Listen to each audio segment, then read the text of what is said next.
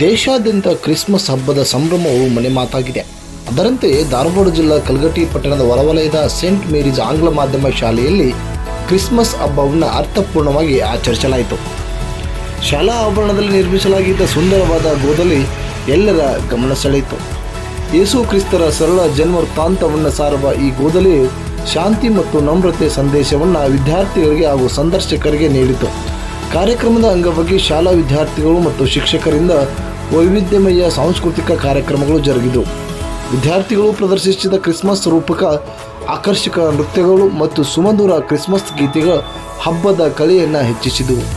ಮುಖ್ಯ ಅತಿಥಿಗಳಾಗಿ ಬ್ರದರ್ ಅರುಳ್ ಆನಂದ್ ಅವರು ಮಾತನಾಡಿ, ಕ್ರಿಸ್ಮಸ್ ಎಂದರೆ ಕೇವಲ ಹಬ್ಬವಲ್ಲ, ಅದು ಪ್ರೀತಿ, ಶಾಂತಿ ಮತ್ತು ಸಂತೋಷವನ್ನು ಹಂಚುವ ಸಂಕೇತವಾಗಿದೆ ಎಂದು ಹೇಳಿದರು. ಶಾಲೆಯ ಪ್ರಾಂಶುಪಾಲರಾದ ಫಾದರ್ ಜಾರ್ಜ್ ಮೋನಿಸ್ ಅವರು ತಮ್ಮ ಕ್ರಿಸ್ಮಸ್ ಸಂದೇಶದಲ್ಲಿ ಕ್ರಿಸ್ಮಸ್ ಪ್ರೀತಿ ಹಬ್ಬವಾಗಿದ್ದು ನಾವೆಲ್ಲರೂ ಪರಸ್ಪರ ಪ್ರೀತಿ ಮತ್ತು ಸಹೋದರತ್ವದಿಂದ ಬಾಳಬೇಕು ಎಂದು ಕರೆ ನೀಡಿದರು. ಸುಪ್ರಿಯರ್ ಆದ ಫಾದರ್ ರಿಚರ್ಡ್ ಡಿಸೋಜಾ, ಫಾದರ್ ದೇವಶ ಇಲ್ಲಿ ಉಪಸ್ಥಿತರಿದ್ದರು. ಶಾಲೆಯ ಸಮಸ್ತ ಬೋಧಕ ಸಿಬ್ಬಂದಿ ಹಾಗೂ ವಿದ್ಯಾರ್ಥಿ ವೃಂದದ ಸಕ್ರಿಯ ಪಾಲ್ಗೊಳ್ಳುವಿಕೆಯಿಂದ ಕಾರ್ಯಕ್ರಮವು ಸ್ಮರಣೀಯವಾಯಿತು. ಕಾರ್ಯಕ್ರಮದ ಕೊನೆಯಲ್ಲಿ ಕಾರ್ಯಕ್ರಮಕ್ಕೆ ಆಗಮಿಸಿದ ಎಲ್ಲರಿಗೂ ಕೇಕ್ ವಿತರಿಸಲಾಯಿತು. ಶಿಕ್ಷಕರು ಪರಸ್ಪರ ಉಡುಗೊರೆಗಳನ್ನು ವಿನಿಮಯ ಮಾಡಿಕೊಳ್ಳುವ ಮೂಲಕ ಹಬ್ಬದ ಸಂಭ್ರಮವನ್ನು ಹಂಚಿಕೊಂಡರು. ಒಟ್ಟಾರೆಯಾಗಿ ಸೇಂಟ್ ಮೇರೀಸ್ ಶಾಲೆಯ ಕ್ರಿಸ್ಮಸ್ ಆಚರಣೆಯು ಆಧ್ಯಾತ್ಮಿಕ ಮತ್ತು ಸಾಂಸ್ಕೃತಿಕವಾಗಿ ಅರ್ಥಪೂರ್ಣವಾಗಿತ್ತು.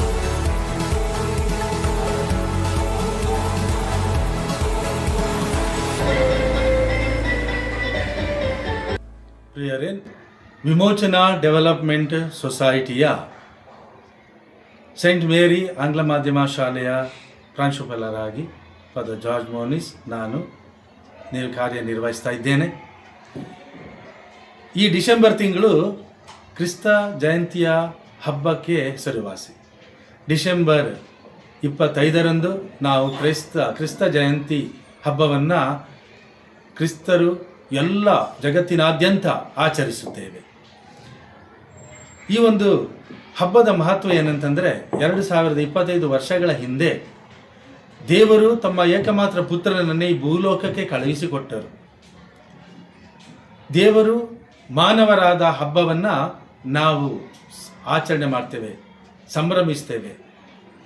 ಇಲ್ಲಿ ಮೊದಲನೇದಾಗಿ ದೇವರು ನಮ್ಮೊಂದಿಗೆ ಇರಲು ಬಂದಂತಹ ಹಬ್ಬ, ಅದು ಇಮ್ಯಾನ್ಯುವೆಲ್ ಅಂತ ಹೇಳ್ತೀವಿ. ಅಂತಂದರೆ ಗಾಡ್ ಈಸ್ ವಿತ್ ಅಸ್, ದೇವರು ನಮ್ಮೊಂದಿಗೆ. ಯಾಕೆ ನಮ್ಮೊಂದಿಗೆ ಬಂದರು ಅಂತಂದರೆ, ನಮಗೆ ಪ್ರೀತಿಯನ್ನು ಕಲಿಸಿಕೊಡಲಿಕ್ಕೆ, ಶಾಂತಿ ಸಮಾಧಾನದಿಂದ ಜೀವಿಸಲಿಕ್ಕೆ ಕಲಿಸಿಕೊಡಲಿಕ್ಕೆ, ಮತ್ತು ಒಬ್ಬರಿನೊಬ್ಬರು ಪರಸ್ಪರ ಸಹಾಯ ಮಾಡಿ ನಾವೆಲ್ಲರೂ ಸಹೋದರ ಸಹೋದರಿಯರಂತೆ ಜೀವಿಸಲಿಕ್ಕೆ ಅವರು ಕಲಿಸಿಕೊಟ್ರು. ಅಂತೆಯೇ ಅವರು ಬಂದು ಈ ಪ್ರಪಂಚದಲ್ಲಿ ಜೀವಿಸಿ ಅವರು ಅದನ್ನು ತೋರಿಸಿಕೊಟ್ರು.